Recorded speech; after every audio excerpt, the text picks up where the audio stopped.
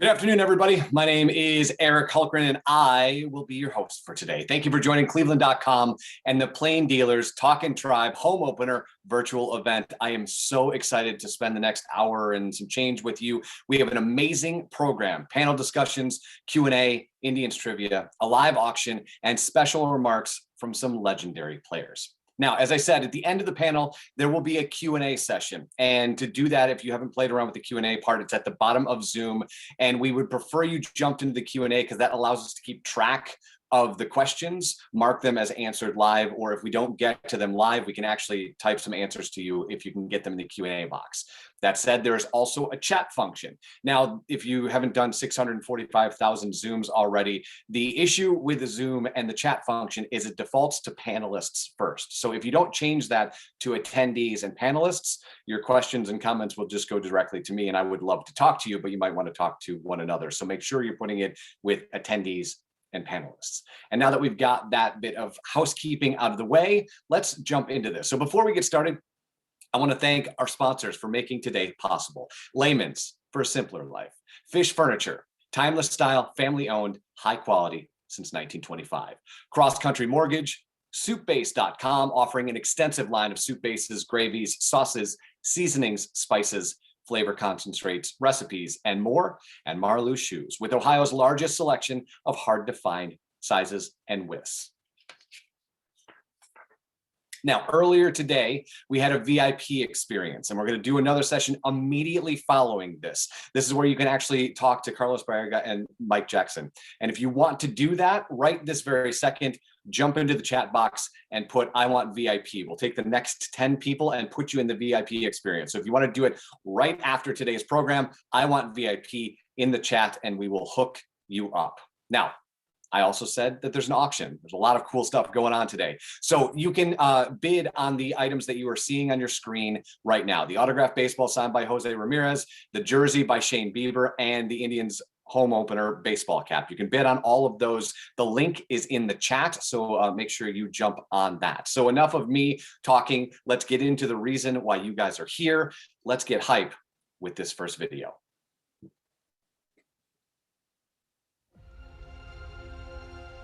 Every spring, there's a Cleveland tradition that brings people together from across neighborhoods and generations. It's an experience that we all missed last year, and one that will look a little different this year. But the feeling is still there. The feeling of a new beginning. Opening day still brings that sense of optimism. It connects this city and this team. Scrappy, hungry, ready to get to work and ready to win. So even though we all may not be able to be together, we can all celebrate together.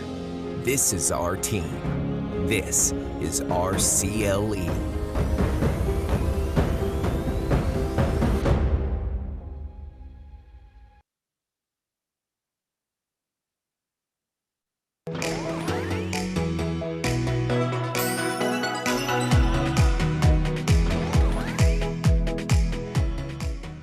Hi fans, how you doing? This is Carlos Barrega, the Hall of Famer from the Cleveland Indians, and it's an honor to be back at the ballpark. I would like to be there with you guys, and I know that you guys are gonna enjoy it, to be back at the ballpark. Thank you to be a fan. Thank you to be with us, and I know we're gonna have fun this year.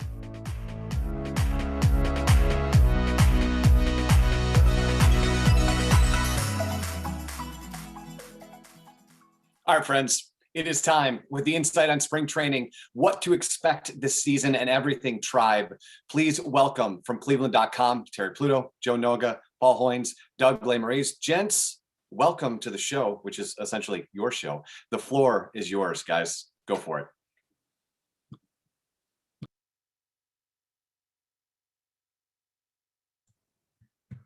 Hey, here we're popping in. Can you guys hear us out there? Hey, thanks for joining us for this Talkin Tribe home opener. I'm Doug Lesmerises, Paul Hoynes, Terry Pluto, Joe Noga. They know a lot more about baseball. They're going to give you a lot of insight. We're going to run through the team. We're going to take as many questions as possible from you guys. But just to make sure you believe that these guys know what they're talking about, Paul Hoynes, how long have you been covering Indians baseball? Too long. No, since 1983. This is, I think, the 39th season. Wow, that's a lot. Terry Pluto, how long have you been around the Indians? Well, given the fact that it's hard to believe anybody but Moses will cover the Indians before Paul Hoynes, but I did. And so that's one of the things there. Actually, the first year of pro baseball cover was 1978 AA Savannah Braves. Did the Orioles in 79. They did the Indians for several years after that. So a long time. I mean, I really believe the first time I went to a baseball game was 1961. So there you go. Not bad. Joe Noga, I don't think you can quite compete with that, but how long have you been covering the Indians, Joe? Considerably younger than the other two, I guess you might say. I first covered the Indians back in the 2001 season down in Winter Haven, spring training all through the playoffs that year. Came back to Cleveland.com in 2013, came on the Indians beat in 2016, enough just in time to go to the World Series after covering the Cavs in the NBA Finals. So been with Paul ever since. And boy, I could tell you some stories about Paul Hoynes on the road, Paul Hoynes in the press box, Paul Hoynes on the computer in a Zoom room. It's it's a lot of fun. I'm waiting for the day that Cooperstown comes calling to hear all of my stories about Paul Hoynes. The behind the scenes with Paul Hoynes Zoom will be offered later in the season. $100 price tag for Joe to tell you all the secrets about Paul Hoynes. And I've covered baseball off and on, but I did cover Terry Francona when he started off as a manager in Philadelphia. I covered him 3 years there when I was covering the Philadelphia Phillies. So these guys know a lot more about the Indians. We have a lot of questions and things we want to get to, but we want to get right to the meat off the top. Sometimes we save this for the end. What is this team going to be like in this baseball season? We all made record predictions. We're going to start with the most optimistic record prediction and why. A little quick synopsis. Joe Noga, you said the Indians would go 87-75. Why do you think the Indians will win 87 games this year? Because I had maybe written that late at night after a few pops. No, just yeah, you're right. Highly optimistic. I think 87 wins.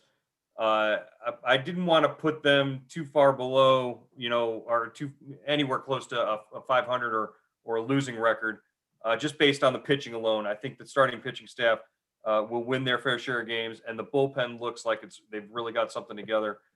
So I figured you win 60, you lose 60. I figured they could win 25 to 27 of the last 60. Paul Hoynes pretty close to that. 85-77, your record prediction. Why did you predict the Indians to win 85 games? Yeah, Doug, I picked, I went with that record. I like the pitching staff. I like the rotation. I like the depth of the rotation. I think the bullpen is going to be better than people think. I have some hesitancy about the offense.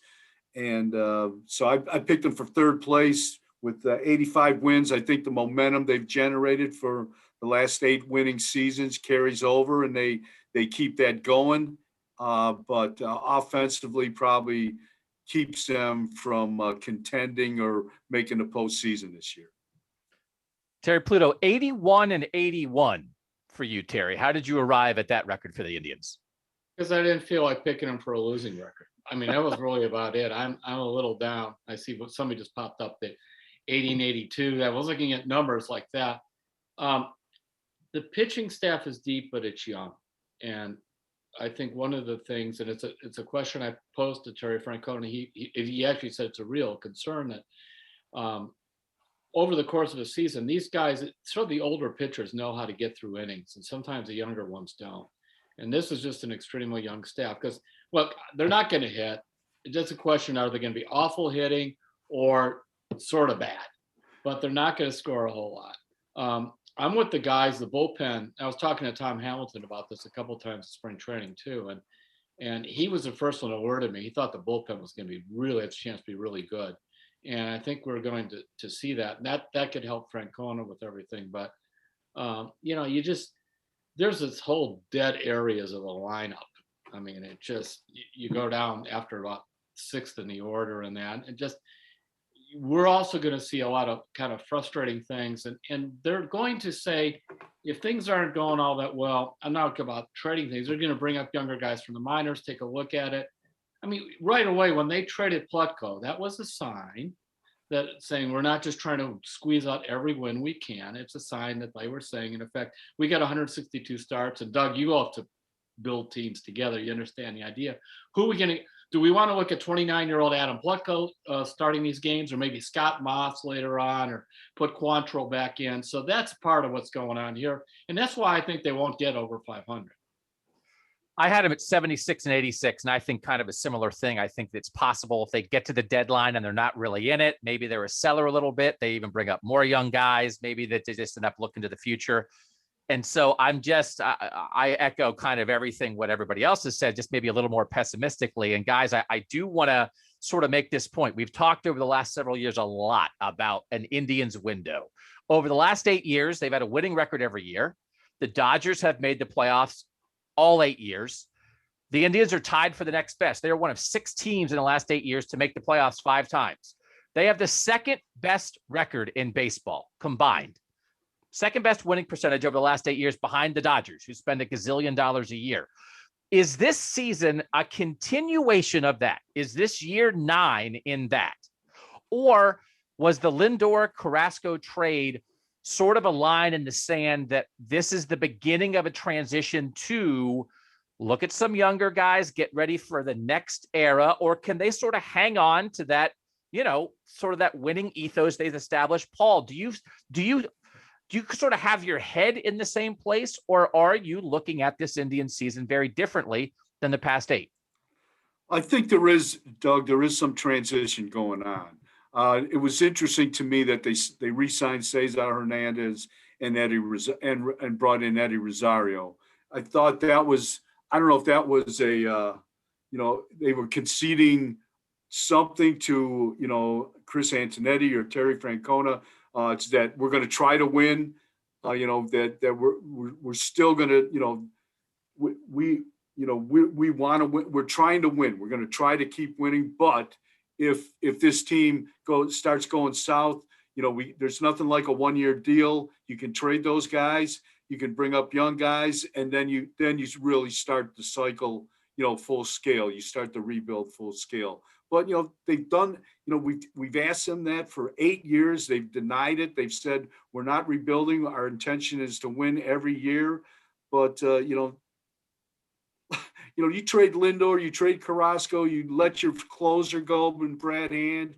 You let Carlos Santana go, your first baseman, for almost 8-9 years.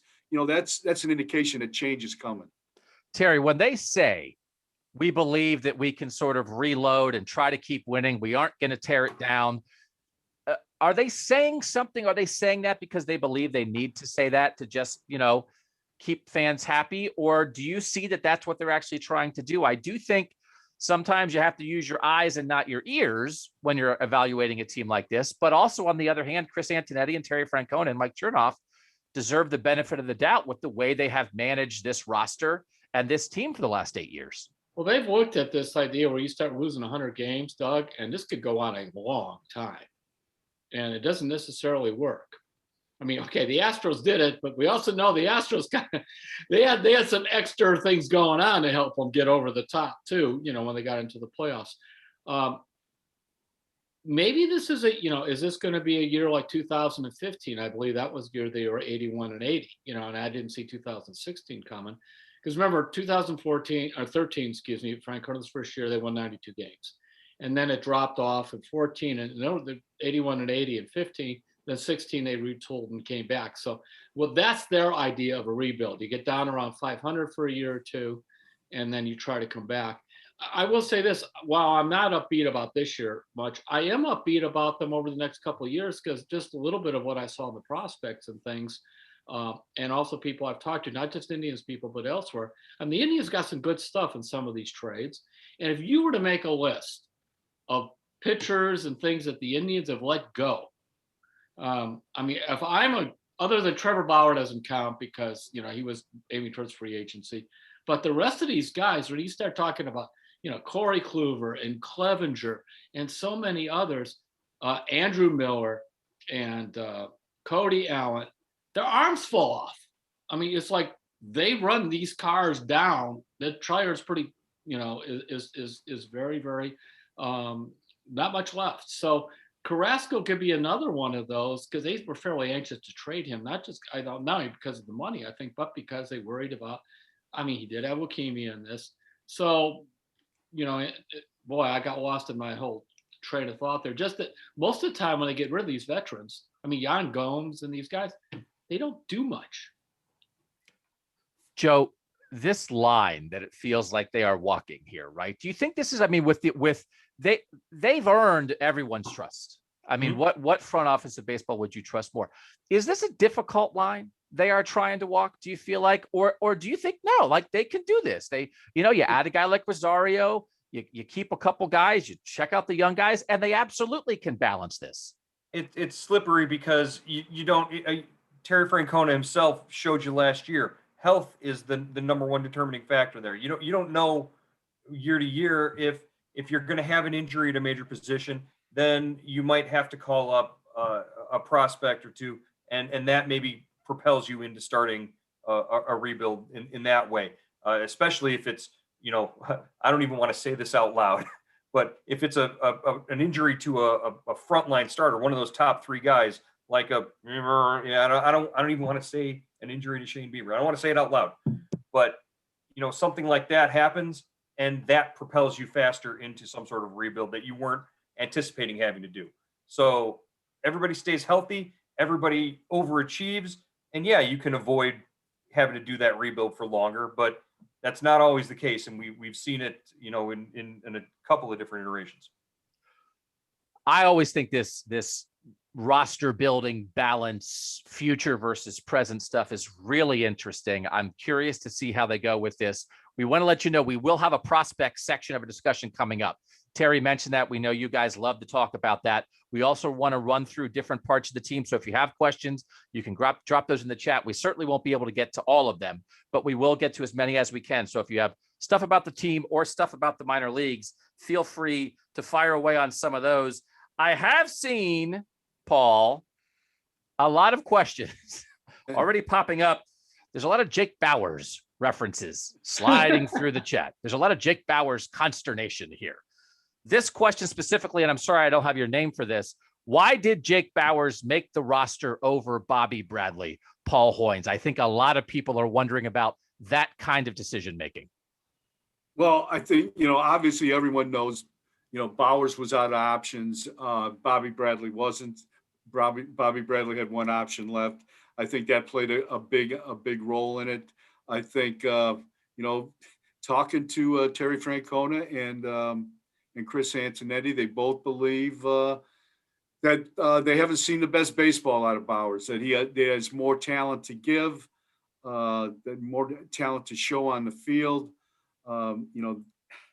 That's debatable. We've seen, if you compare the spring training performances, Bradley wins, outright.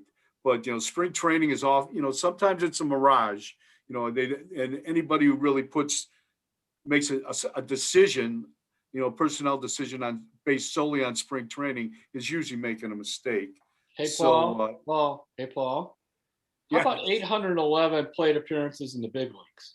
Yeah, I mean that's Jake Bauers.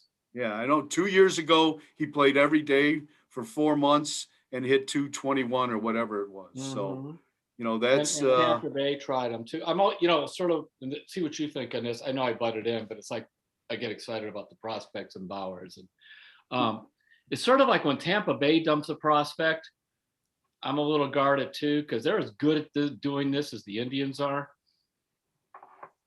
Yeah, no, and who knows? I mean, I think he's on a short leash. I don't think it's going to be, maybe they get a month and a half, and we'll see where he is. And if not, they bring Bradley up, and they go from there. And Yu Chang ends up being their first baseman. And honestly, guys, but Bauers is young enough. If you could get him going, he's potentially an asset too. It's one of those things. We want Bradley to come up. Bauers isn't that old. I mean, maybe if they're not in it this year, this is a year to just make a decision on Bowers once and for all. But you'd hate they're not in a position that, okay, well, this guy didn't make it, then he goes somewhere else and he finally gets it. So they do have to find out about some of these guys, which I think can make it, a little harder to win if you're trying to find things out. This specific question, kind of what we touched on before, you know it if you said it. Does anyone think that the Indians' playoff window has closed? We love talking about windows. Terry, would you agree with that framework? It's kind of what I asked before. Was it a line in the sand? Or would you even dispute that like windows don't close, that you just, who knows when the window is going to open? Or does it feel like it's closed? Well, since the owner himself, when he spoke to the Akron Roundtable, said you sort of go through cycles of losing. It just matters how much, how far down. This year, I would say, the window's closed, and probably next year, but certainly this year. And to your point, Doug, this is a year I don't want to lose 100 games, but I want some answers on players, and that's part of it. And I also think that the Indians have looked at this long-term tanking. You're not teaching anybody anything after a while. It's just so bad. That's why they are careful, like the players they did invest in, like, Cesar Hernandez, they like everything about him as a player. Jose Ramirez, he plays hard all the time, durable. So you kind of pick certain of those guys to fit so that your other guys really do learn, a little bit about what it takes to be here, as opposed to, remember one year the Tigers lost 114 games, and I don't know what that does. It is hard. I think sometimes if you're going through that, you're going through it with a lot of guys who aren't going to be here when you finally get good. And it's just a couple of the young guys that are you're trying to maybe even push them a little bit. But baseball, there's a lot of different considerations in baseball. Although I kind of liked what the Astros did until they got to the whole garbage can thing. But it is different than other sports. There is service time considerations. It is a much different roster to manage. You don't have the instantaneous impact of draft picks like you do with the NBA and the NFL. So it is a different situation. And in terms of a little more roster building stuff, and this is hard, I want to make sure we talk about baseball, right? But this hangs over this team. Joe, a question from the chat. Will Jose Ramirez and Shane Bieber be traded in a couple years? Do you think they'll find a way to figure out how to keep their superstars? This is the ultimate thing. I don't know that anybody can look at Lindor's contract, and I know people have written about this and say, well, they should have done that. It's like, once they get to that, well, that's what it took. That wasn't going to happen here. But it does make you wonder about the next superstar because they have two on this roster, Joe. How should people look at that? Well, a much better chance that they get a deal done and lock up Shane Bieber for maybe an extension than, Jose Ramirez being around for an extended period of time. They have 2 contract option years on him beyond this year. I think you could see them trading Jose Ramirez, if not this year or by the end of this year, then definitely in the offseason. It's a strong possibility just because he's an absolute bargain for the production that he gives you at the price that he's going to cost over the next 2 years. There's a lot to be said for, cost certainty with his contract. 13 million, 11 million next year, 13 million the year after that. Both options that could be turned down. I don't know if there's a team that could afford to, say no to those 2 options. Shane Bieber, definitely a candidate though for getting locked up and being able to keep him. They could work something out like they did with Corey Kluber's contract in 2015. And so far, Bieber has indicated that he's open to that possibility, open to something like that. All right, we're going to take a little brief transition away from baseball talk because we do know this is something that is on people's minds. Again, we'll talk prospects, we'll talk more baseball. We have trivia coming up, definite trivia coming up, but we do want to address the name change. One of the questions, what are your thoughts on the team name, the Indians, and what their new name would be? We know this is a topic that is on people's minds. People have talked and written about it. Paul Hoynes, where are you with this transition that is happening, and what do you think the new name might be? I like the Indians name. I didn't, I grew up with it. I grew up with it here. I didn't think it was offensive to Native Americans, but I'm not a Native American. And I do understand the organization's point about, making a change. If they're going to be a an organization that pushes for social justice, that tries to be, you know, the tip of the, you know, out front in, you know, in just being like a good citizen in the city. You can't have a name that you have to tiptoe around. You can't have a name that, you know, that is offensive to people. So I understand why they're changing the name. What the new name is going to be, I mean, I've heard like thousands upon thousands of suggestions. I have no idea. I do know it's you know, just from Paul Dolan's comments, it's not going to be Native American related, I don't think, and it's not going to be the Cleveland Baseball Club. Terry, where are you on the name? I mean, in the end, Doug, it doesn't matter. They're doing it. And so my first column against Chief Wahoo was written in 1997, but I always thought the Indian name was fine. And I had not a ton of experience on Indian reservations, as they're called, but a fair amount at Wind River out in Wyoming, where a friend of mine, Sister Monica, she's been there to the Arapahoes for years. And when I would talk to them out there, they didn't like Chief Wahoo very much. But heck, it was called Indian Country. That was part of the newspaper for the whole reservation, Indian Country Today, that was there, and others. So I just never thought that was particularly offensive, but it doesn't matter what I think. As for the new name, I would have liked to see Tribe, but they don't want to do Tribe. So, and they don't want to do Cleveland Baseball Club. I don't know. I mean, I keep getting Rockers, but I keep thinking about the WNBA team that was here before. So yeah, that's too easy. Yeah, that's too easy. That's too easy. You know, how about the Hoinsies? How about the Cleveland Walleyes? That's my favorite so far. Roberta liked the walleyes. My wife liked the walleyes. You can do things with the fish, and you know, there's fish right over there. I never thought we'd be sitting around talking about the Cleveland Walleyes. Yeah, well, talking walleyes next year. Talking walleye. Oh my! I hope everybody's back to join us. We have to bring back Darcy Egan, though, outdoor writer, to handle that. Joe, do you have a strong opinion or a guess on what you think the name will be? I'm very much in favor of the name change. I think it's past time that it should have happened a long time ago.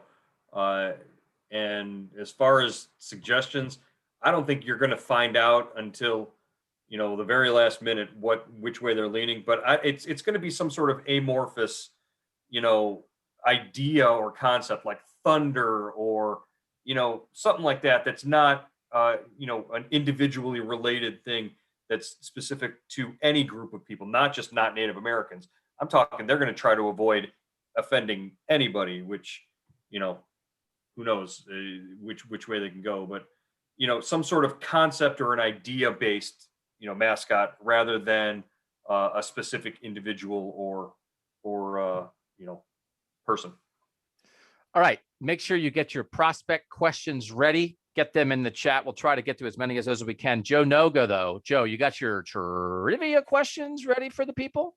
I do. I got 4 of them queued up here right now. And Doug, how's this going to work? If they have the answer, type it in the chat. Type it in the chat. First correct answer in the chat, and then the chat people will tell us who won the thing. So the first thing up is a bobblehead. So get your fingers ready to win a bobblehead and type it in as fast as you can when Joe Noga asks you this question. Joe Noga, go ahead. All right. The question has the answer is 3 names, so we need all 3 names correct. Since 1995, the Indians have had 8 seasons in which 3 players have combined for more than 100 home runs. Most recently, it was Edwin Encarnacion, Jose Ramirez, and Francisco Lindor combining to accomplish the feat twice, 2017 and 2018. Who were the first 3 Indians players to combine for more than 100 home runs in a single season?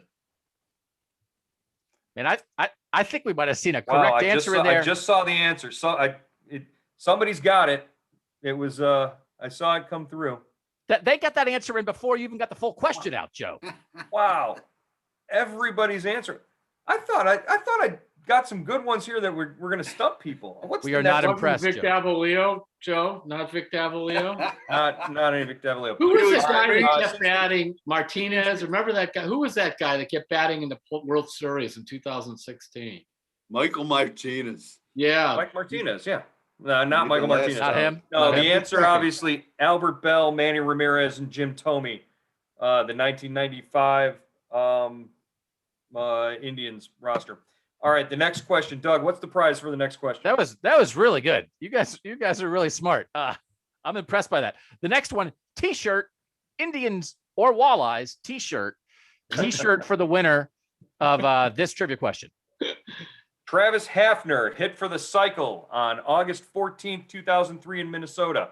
Prior to Hafner, it had been 25 years since an Indians hitter had accomplished the feat.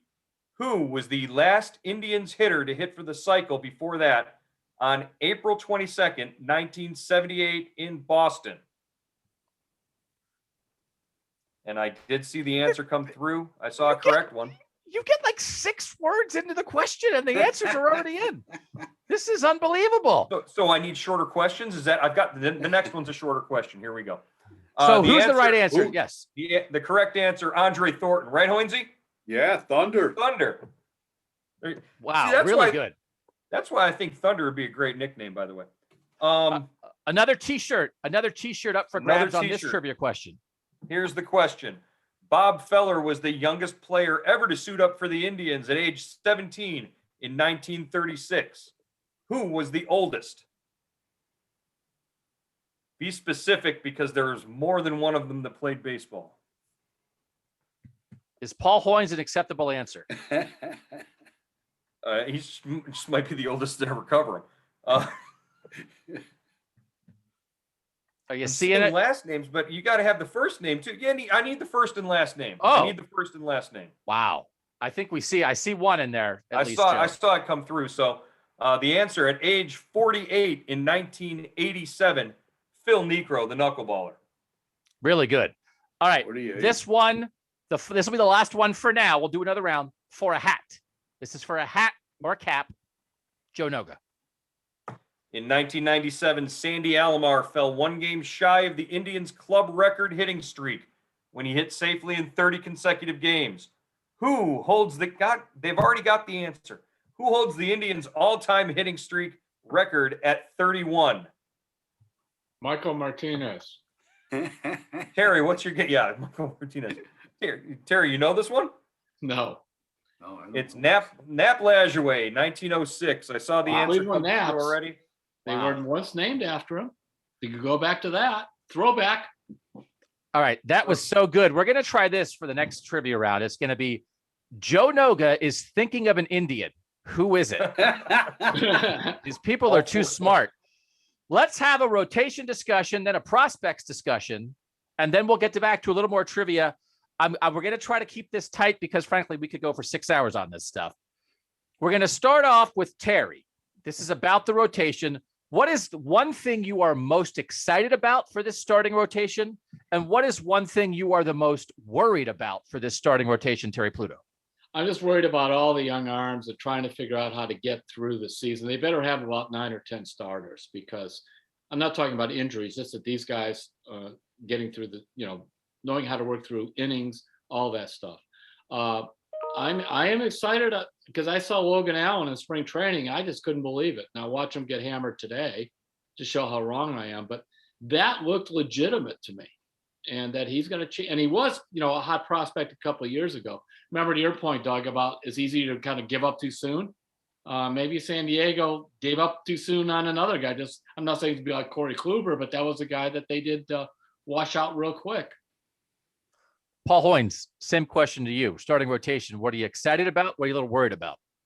I'm excited about, Doug. I'm excited about the fact that these guys could stay together for 3, 4, maybe 5 years. I mean, until Bieber bumps up against free agency. He doesn't even have 3 years in the big leagues, so he'll reach 3 years at the end of this season. So that gives you 3 more.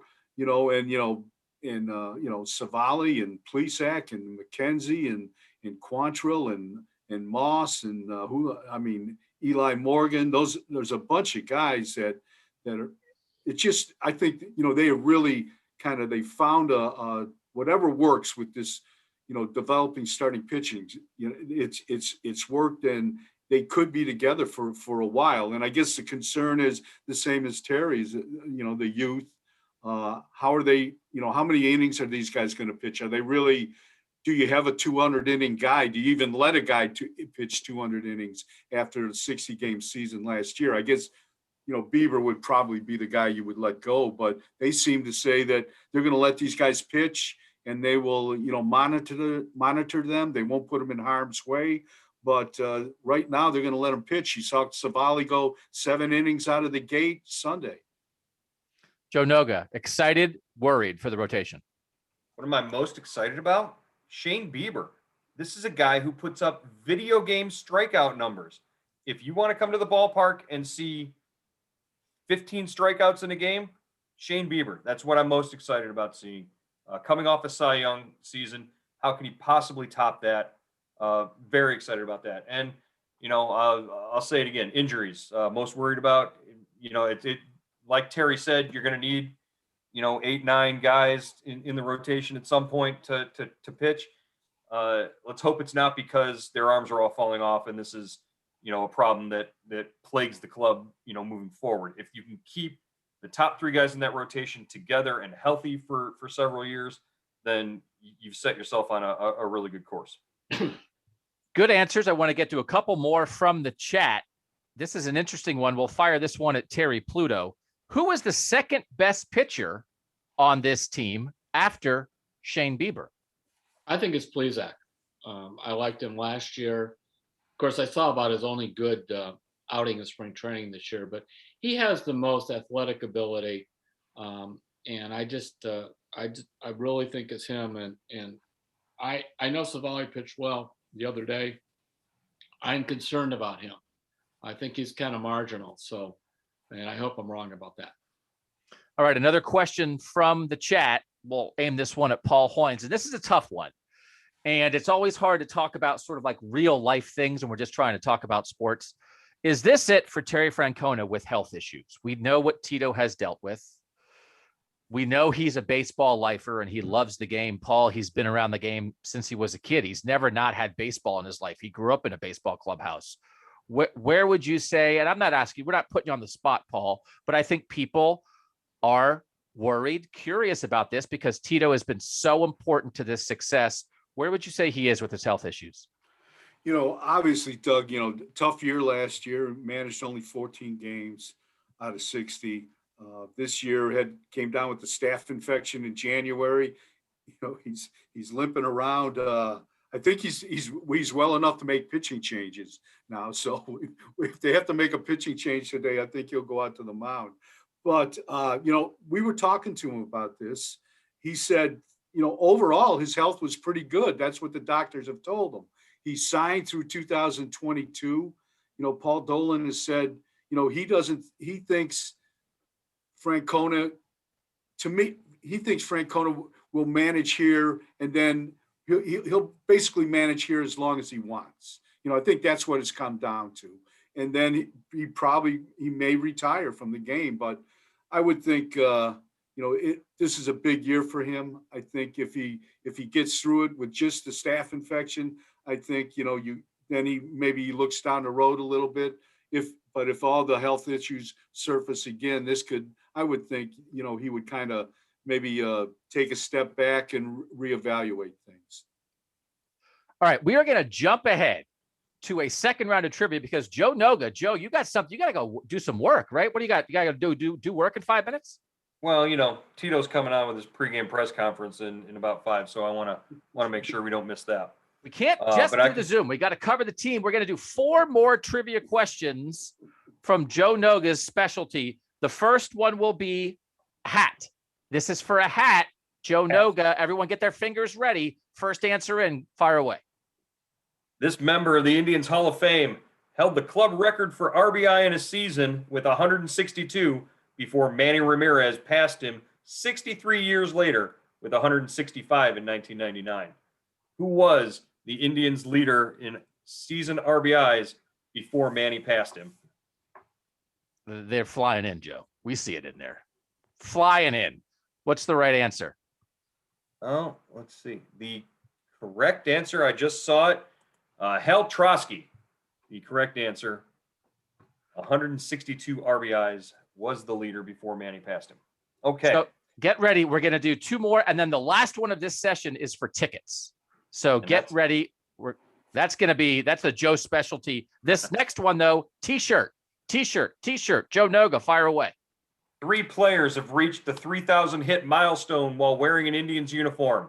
Nap Lajoie was the first to do it in 1914. Eddie Murray was the most recent to do it in 1995. Who was the second such player to reach 3,000 hits when he safely reached base on May 17th, 1925 against the Senators at League Park? I see it, Joe. I saw one. I also saw all the people who were typing in Eddie Murray, and then you said Eddie Murray, and I know those people threw their computers across the room. Well, I guess it's good that I had a little misdirection built into that question there. You got him, Joe. Tris Speaker, the answer. I did see the correct answer. Tris Speaker come through there. All right. Really good. You guys really do know a lot about the Indians. It's amazing. Listen, when Hoynesy retires, we might have a Hoynesy replacement right here in the chat. Right there. That'll be a prize one day. Like in 15 years when Hoynesy retires, the last prize will be replace Paul Hoynes on the beat. All right. Nobody wants to do that. Okay. Hat. Joe Noga, fire away for hat. Jose Mesa holds the Indians' single-season saves record with 46 in 1995. Name one of the 2 closers tied for second place behind Mesa with 45 each. So you got your choice of 2. Nope. I saw that. Yep, there we go. I saw both answers come through the chat. The first correct one said Joe Borowski in 2007 with 45. Also tied Bob Wickman with 45 in 2005. So Either one of those answers is correct. You guys just sitting around with Joe Borowski bouncing around in your head. I am impressed. Joe Borowski. Yeah. Somebody's got a copy of these answers somewhere. I don't know. This is really good. They hacked into your computer, Joe. Yeah. All right. This is for tickets. This is for tickets. So here we go. I believe the game's on the 11th was the tickets were for or something. Yeah. You guys could go no matter what. You'll clear your schedule. It's free tickets. Okay. This is a Joe Noga special. This guy lives for this stuff. Joe, try to see if you can let at least like 4 seconds go by before 30 correct answers come in. Go, Joe Noga. Right. In which decade did the Cleveland Indians win the most games? The 1990s, A, the 1990s, B, the 1950s, C, the 1940s, or D, the 1930s?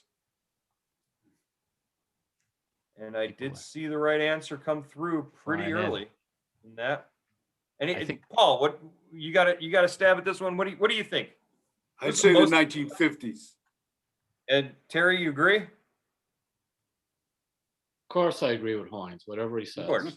The 1950s, the Indians, the most successful decade in terms of wins and losses. The 1950s.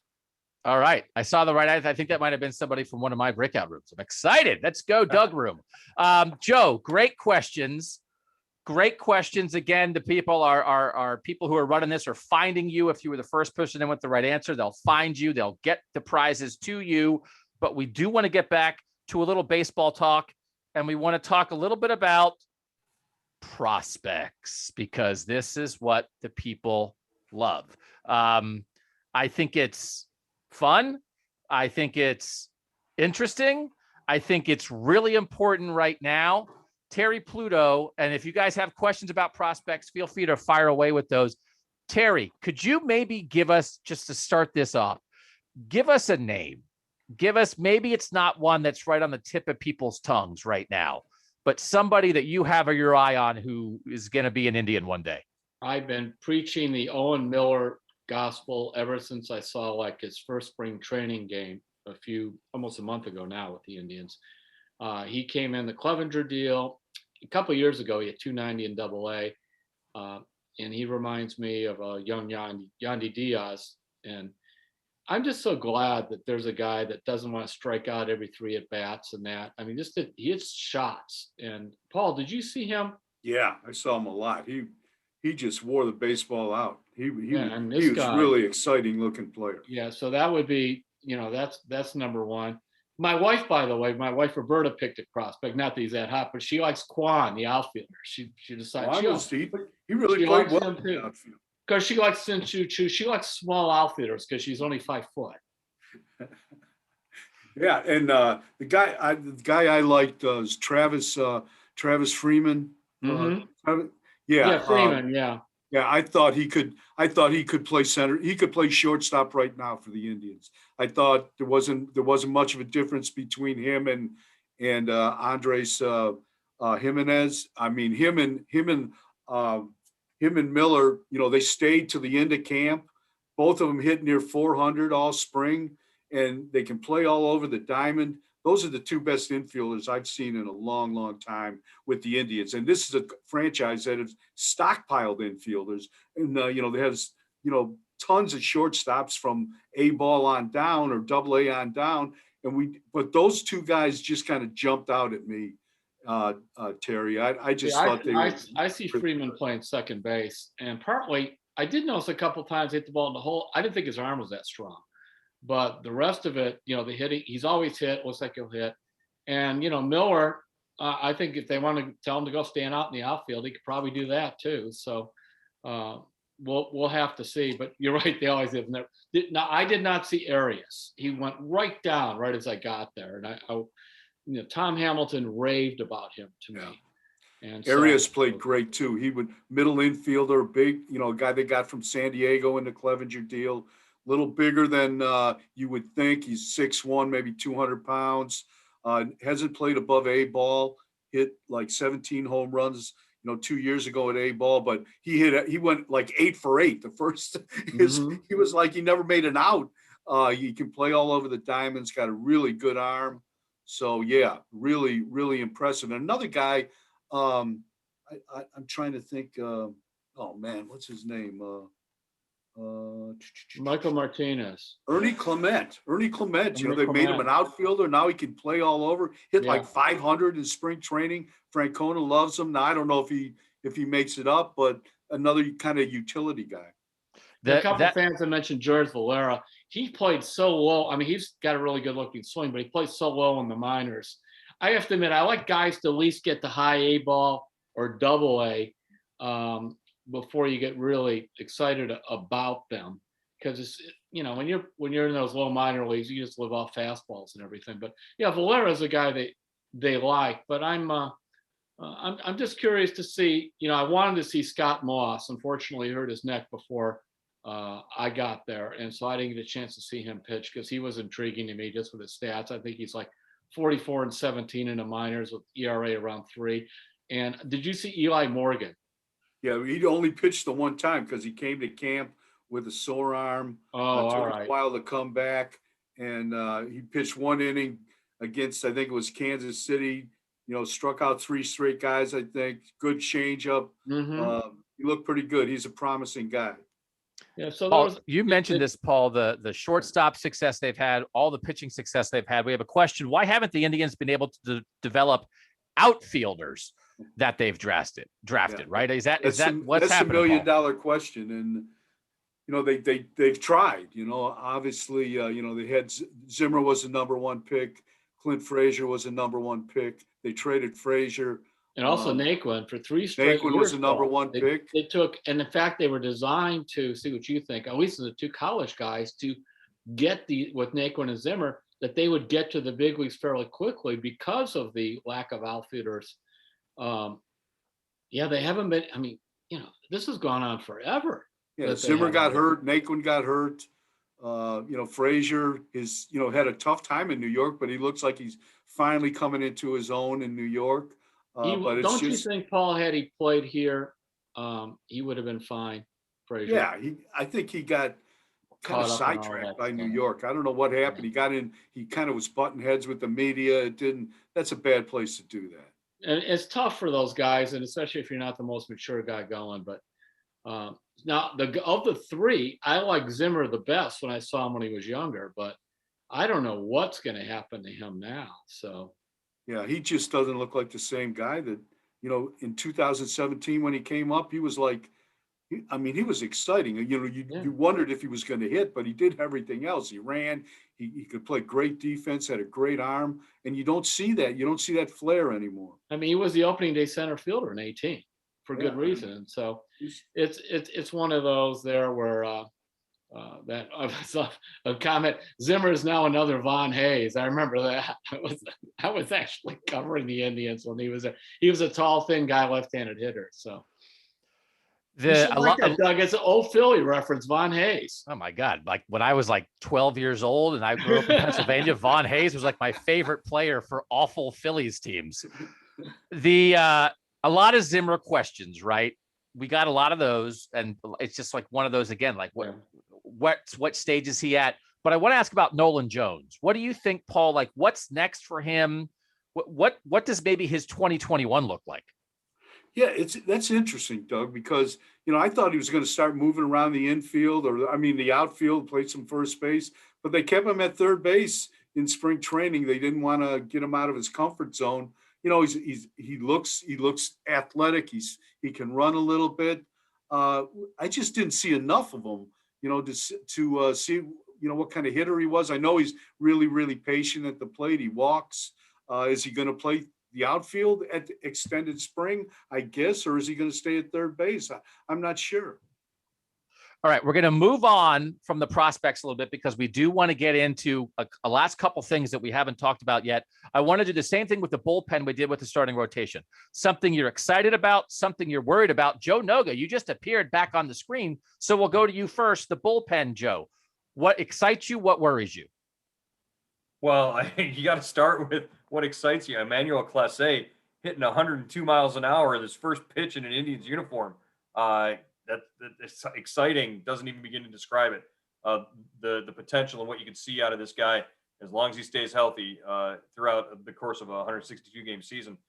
Terry Francona said he's not going to pitch him, in the ninth inning like he did yesterday. That's not typically going to be his role, at least to start out. But who knows? He could take over that closer's role. That's something he could do. What worries me, maybe a guy like Trevor Stephan, and he does have a history of injury with his back. If he can stay healthy and stay with the club throughout the entire year, then you've gotten a steal from the Yankees. You've really, as a Rule 5 kid, Trevor Stephan being able to stay with the club the entire season would probably be a really great thing for the Indians. Paul Hoynes, bullpen, excited, worried? Oh, got to be excited about Clase. I think he throws strikes, and Clase and Karinchak at the back end. Nick Whitgren, really a solid setup guy. I wonder how it's going to shake out between Karinchak and Clase. Right now, I think Clase's got the edge just because he throws more strikes, and Karinchak, he's a wild card a little bit. He can strike out 3 straight or he can walk 3 straight. I like the fact that Brian Shaw is back. Worried, I guess you got to worry about, just the unsettled back end of the rotation of the bullpen, just because they were so solid with Hand for the last 2.5 years with Brad Hand at closing. You knew what to expect. You don't have that now. Terry, same for you. Bullpen, excited, worried. The analytics people all say the ninth inning is no different than any other inning and all that kind of stuff. Well, that's a bunch of garbage. You need somebody that has to be able to handle the blown save. I mean, why is it Joe Borowski that, was able to do that with marginal stuff, or Doug Jones, if you go by, and some of these other guys like Paul Shuey, who had terrific arm, would just not be able to handle the pressure of the ninth inning. And the reason being, when you blow the game, you've blown the game. Nobody else in baseball is a blowing, they don't say you blew the inning when you popped up with the bases loaded to 2 outs in the ninth. It doesn't go on your record. A blown save does. So until they establish who that guy is, that would be, a concern there. By the way, I saw Stevens pitch twice. Or Steffens rather. I really like him.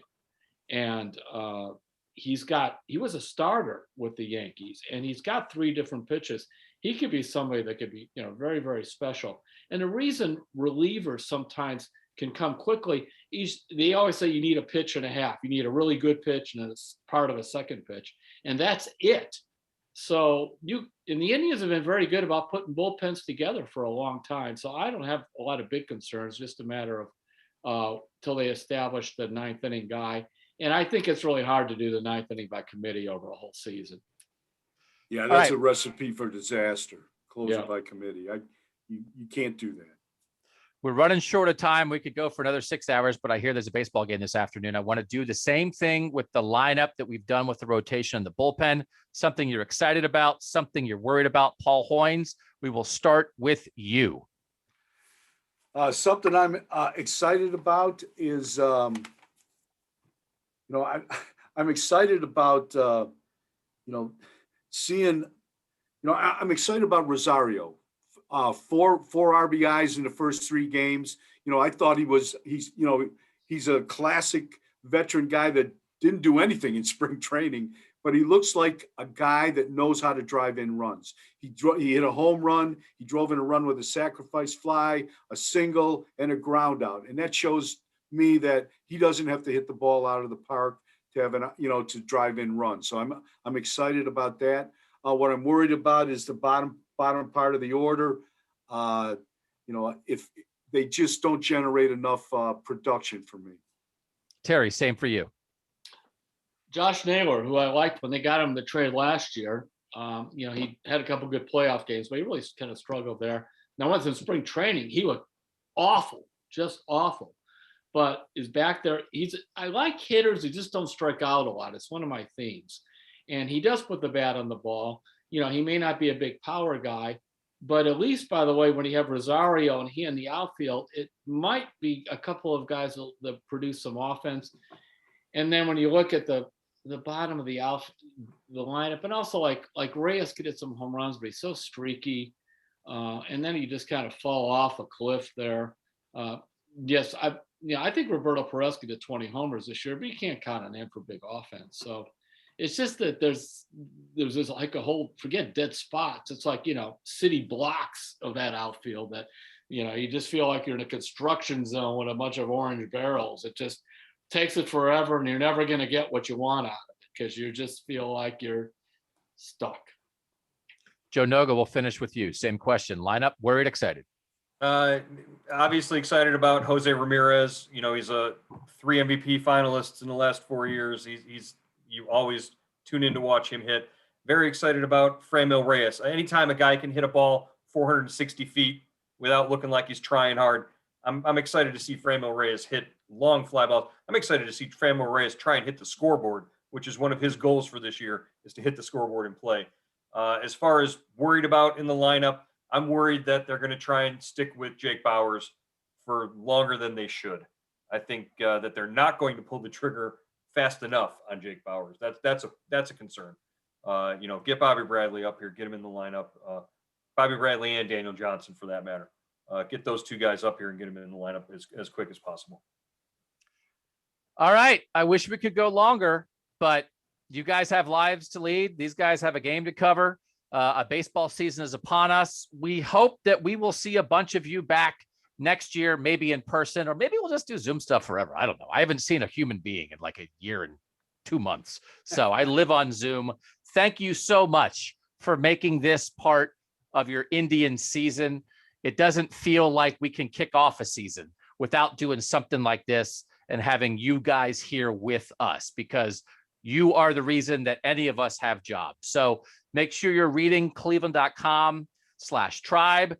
Make sure you're listening to the Cleveland Baseball Talk podcast. Paul and Joe do a version of this like 5 times a week. They just never stop talking.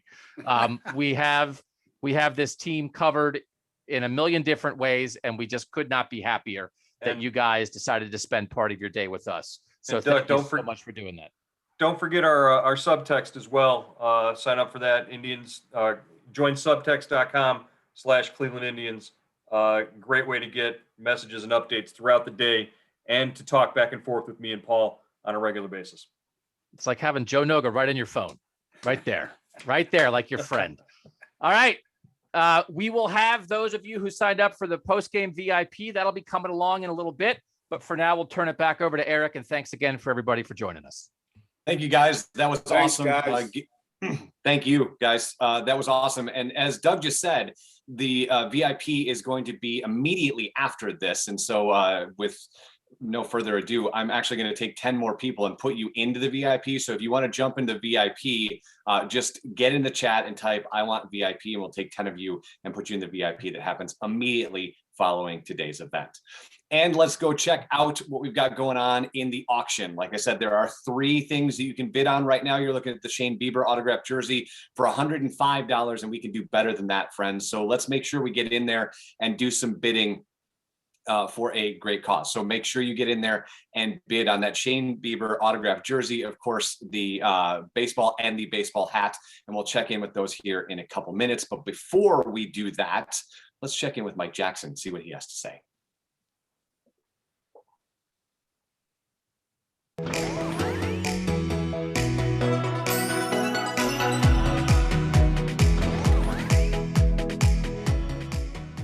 Welcome, Tribe fans. This is Mike Jackson coming at you, wishing you a great season this year. We're looking forward to having all you fans out supporting the Cleveland Indians. And let's go, Tribe.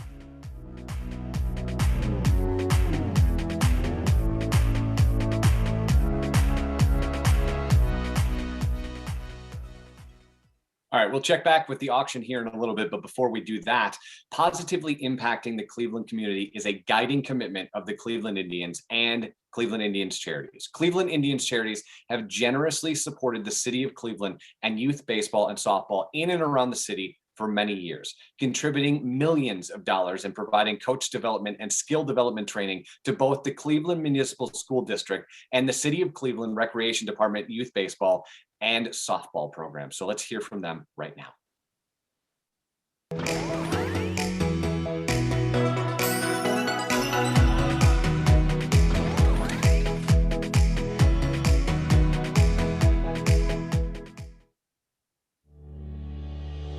Despite the uncertainty and challenges that 2020 presented, the Cleveland Indians remain dedicated to the Northeast Ohio community and to uniting and inspiring our city.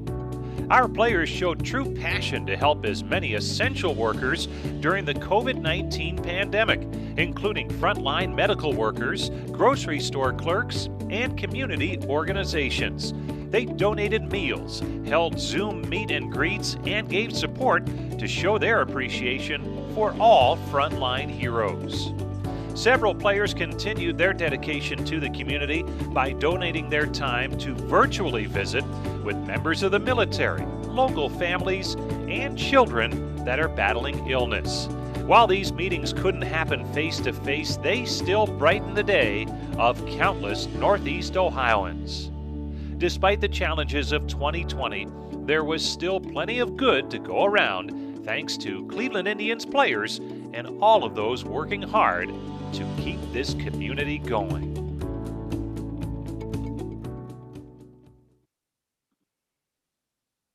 All right, and before we wrap up today, let's check one more time into the auction. Like I said, there's 3 things up for bid. We will close the bidding at the end of the event today in just about 2 minutes. So you have the Shane Bieber autographed jersey, the Jose Ramirez baseball, and of course the baseball hat. So you can get the bidding in right now. The link is in the chat, so you can bid. You can see Shane Bieber went up $51. You've got the Jose Ramirez autographed baseball at $55 and the baseball hat at $50. So I am going to start to close out the event, and while I'm doing that, you can still bid, and we will notify all of the winners of today's auction immediately following this. So even if you're in the VIP, we'll let you know that you won your item. So get to the link and continue to bid on our auction. We thank you greatly for helping us out with that. All right. I want to thank you all for joining us today. It was an amazing event, and the VIP will happen immediately following today's event. And before we close out, I want to take one more chance to thank our sponsors, because without them, things like this don't get to happen. Layman's for a simpler life. Fish Furniture, timeless style, family owned, high quality since 1925. Cross Country Mortgage, SoupBase.com, offering an extensive line of soup bases, gravies, sauces, seasonings, spices, flavor concentrates, recipes, and more at soupbase.com, and Marlou Shoes, with Ohio's largest selection of hard-to-find sizes and widths. And with that, my friends, there is a game to be played today. There's a VIP event immediately following this. And so with that, I will say have a wonderful day. My name is Eric Hulkran. It has been a pleasure hosting you today. Be well. We'll talk soon. See you guys.